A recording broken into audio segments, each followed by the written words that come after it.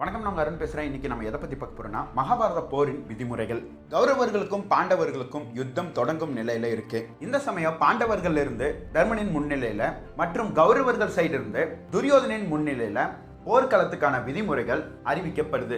இந்த போர்க்களத்தோட விதிமுறைகள் யார் அறிவிக்கிறாங்கன்னு பாத்தீங்கன்னா பீஷ்மர். ரெண்டு தரப்பினருக்கும் பொதுவா பீஷ்மர் தான் போர் விதிமுறைகளை அமைக்கிறாரு. இது கௌரவர்களாலும் பாண்டவர்களாலும் ஏற்றுக்கொள்ளப்படுது. அப்படி போர்க்களத்தின் விதிமுறைகள் என்ன அப்படிங்கறத நம்ம பார்க்க போறோம். நம்பர் 1, போர் சூரிய உதயத்துக்கு அப்புறம் தான் தொடங்கணும். சூரிய மறைவுக்கு அப்புறம் போர் நடத்தக்கூடாது. நம்பர் 2, 2க்கும் மேற்பட்ட வீரர்கள் ஒரு வீரரை போய் தாக்கக்கூடாது.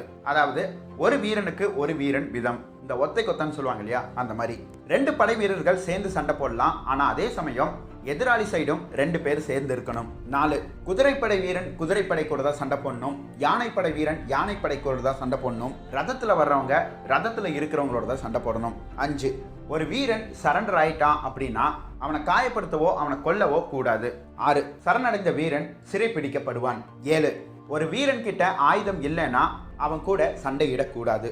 8, ஒரு வீரன் மயக்க நிலையிலையோ இல்ல ரொம்ப காயப்பட்டு எந்திரிக்க முடியாத நிலையில இருக்கும்போது அவன் கூட சண்டையிடவோ இல்ல அவனை கொல்றக்கோ உரிமை கிடையாது. 9, போர்ல பங்கேற்காத எந்த உயிரினத்தையும் கொல்லக்கூடாது. அது குதிரை, யானை, எந்த மிருகமா இருந்தாலும் சரி, மனிதர்களா இருந்தாலும் சரி. அடுத்து, ஒரு வீரனை பின்னாடி இருந்து தாக்கக்கூடாது. ஒரு வீரன் சண்டை போடுறதுக்கு எந்த முறையை கையாளுறானோ அந்த முறையின் விதிப்படைகளை அடிப்படையாக கொண்டுதான் சண்டை போடணும். இன்னும் தெளிவா சொல்லணும்னா வால் சண்டையிடுறதுக்கு ஒரு சில விதிமுறைகள் இருக்கு. அந்த விதிமுறைப்படி தான் சண்டையிடணும். சிறைப்பிடித்த கைதிகளோட சண்டை போடக்கூடாது. பெண்கள் கூட சண்டை போடக்கூடாது. அதுக்கப்புறம் விவசாயிகளோட சண்டை போடக்கூடாது. அடுத்து, பிறரோட இடத்தை போய் ஆக்கிரமிப்பு செய்யக்கூடாது. அரவாணிகளிடம் போரிடக்கூடாது.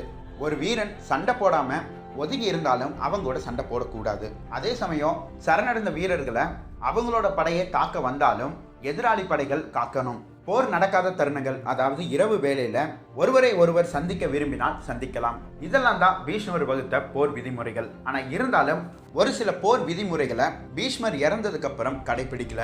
அதுவும் என்ன அப்படிங்கறத நம்ம பார்த்துருவோம். போர்ல நான் சண்டையிட மாட்டேன், நான் வெறும் சாரதியா மட்டும்தான் இருப்பேன் அப்படின்னு சொன்ன கண்ணன் பீஷ்மர் சண்டையிடுறத பார்த்து பீஷ்மரை தாக்குறதுக்கு ஒரு தேர் சக்கரத்தை எடுத்து போறாரு. கண்ணனை பார்த்தோன்னே இவன் தான் சண்டை போட மாட்டேன்னு சொன்னானே, இப்ப எதுக்கு தேர் சக்கரத்தை தூக்கிட்டு வரான் அப்படின்னு சொல்லிட்டு அவர் கையில் இருக்கிற ஆயுதங்களை கீழே போட்டுட்டாரு. ஸோ போரோட விதிமுறையை பொறுத்து ஆயுதம் இல்லாதவரை தாக்கக்கூடாது அப்படிங்கிறதுனால கண்ணன் பீஷ்மரை தாக்கல.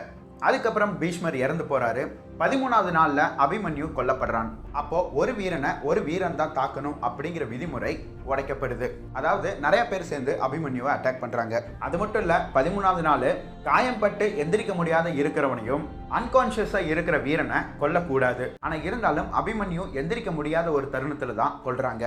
அடுத்தது, போர்ல ஈடுபடாத விலங்குகளையோ மனிதர்களையோ கொல்லக்கூடாது. ஆனா பீமன் அஸ்வத்தாமா அப்படிங்கிற ஒரு யானையை கொன்னு துரோணாச்சாரியருடைய மகன் அஸ்வத்தாமனை கொன்னதான் துரோணாச்சாரியரை நம்ப வைக்கிறாங்க. அதுக்காக போர்ல பங்கேற்காத ஒரு யானையை பீமன் கொல்றான். ஒரு வீரனை பின்னாடி இருந்து தாக்கக்கூடாது அப்படிங்கிறது ஒரு விதிமுறை. ஆனா இந்த விதிமுறையை சகுனி, அர்ஜுனன் 2 பேருமே மீறுறாங்க. ஆயுதம் இல்லாத வீரனையும் தாக்கக்கூடாது அப்படிங்கிறது விதிமுறை. ஆனா கர்ணன் கிட்ட ஆயுதம் இல்லாத தருணத்துல தான் அர்ஜுனன் தாக்குறான். அதுக்கப்புறம் எந்த சண்டை முறையில நம்ம சண்டையிடுறோமோ அந்த சண்டை முறைக்கான விதிமுறைகளை பின்பற்றணும். துரியோதனனுக்கும் பீமனுக்கும் கடைசி நாள் நடக்கிற அந்த சண்டையில நாபிக்கு கீழே அடிக்க கூடாது அப்படிங்கிறது விதிமுறை. ஆனா பீமன் துரியோதனனோட தொடையில அடிச்சு அந்த விதிமுறையும் உடைக்கிறான். பீஷ்மர் வகுத்து கொடுத்த இந்த போர் விதிமுறைகளை பீஷ்மர் மரணம் அடைகிற வரைக்கும் 2 தரப்பினரும் கடைபிடிச்சிட்டு தான் வந்துட்டு இருந்தாங்க. ஆனா பீஷ்மர் இறந்ததுக்கு அப்புறம் போர்க்காட்சிகள் அப்படி இல்லை. மீண்டும் ஒரு நல்ல பதிவுடன் சந்திப்போம். நன்றி.